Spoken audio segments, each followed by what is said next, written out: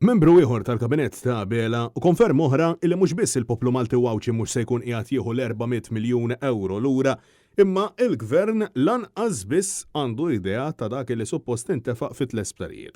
Kien gvern tal-Labor li daħal fiftehim ma' Vitals Global Healthcare biex tomet l-isptarijiet ta' Salluqa Kering Grek u dak Ġenerali Tawdex. U wara illi ma sar ebda investiment ta' skapitu ta' mijiet ta' miljuni ta' euro mit-taxxi tal-poplu, kien gvern laburista wkoll illi ħalla li jsir trasferiment minn Vitals Alan Stewart.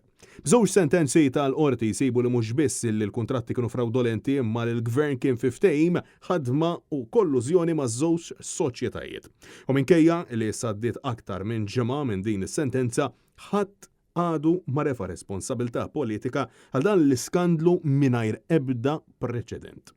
Survey magħmul mill-Kamra tal-Intrapriżi Żgħar u Medji wera li 40% tan-negozji huma inkwetati ferm bil-korruzzjoni f'pajjiżna.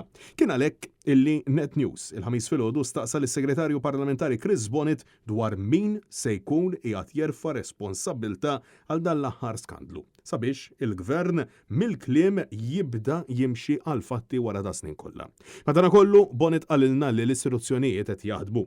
Iżda minkejja li l-qorti ddeċidiet ċaru tont li l-unika vittma f'dan kollu mhux il-gvern bħalma qalilna Joseph Muscat imma il-poplu u l-familji Maltin u Wawċin biss, ħadd għadu ma refa' xi tip ta' responsabilità politika. Naf il-waqt li l-Kummissarju tal-Pulizija Angelo Gaffa għadu ma ħabda passi u azzjoni minkejja l-insistenza tal-esperti u tal-Partit Nazzjonalista.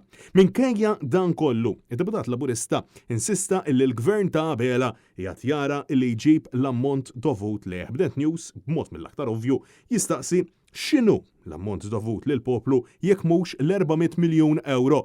Bid-Deputat Laburista Chris Bonnet jindika b'mod ċar li m'għandux li x'kien idea. Kemm huma l-ammont ta' flus li huma tagħna fil-verità dik id-domanda mbagħad il-question il-kbira.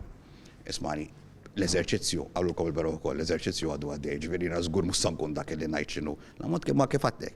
Ejja ħana naraw x'joħroġ mill-audits u mill-investigazzjonijiet u mbagħad ir-risposti għad-domandi ħajkunu hemmhekk għal kulħadd. Francesco Catania, għal Net News.